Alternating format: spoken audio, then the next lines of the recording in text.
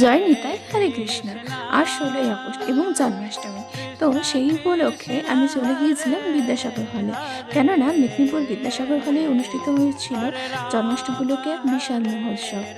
সেই মহোৎসবে উপস্থিত ছিলেন আমাদের মেদিনীপুর জেলার জেলা প্রচারক শ্রীপাদ নন্দগোপ প্রভু এবং তার সাথে আরও বিশিষ্ট ভক্তবৃন্দ।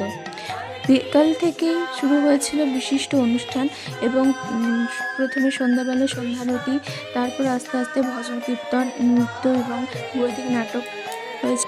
এরপর রাতে 12টার সময় অনুষ্ঠিত হয়েছিল জন্মাষ্টমীর মুখ্য উৎসব, অর্থাৎ শ্রী গোপালের অভিষেক মহোৎসব।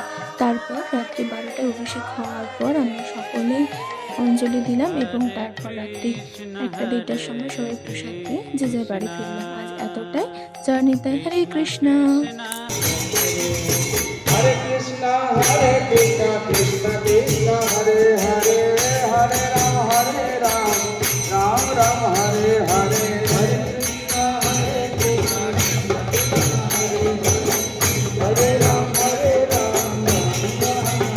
बोलो हरे कृष्णा कृष्ण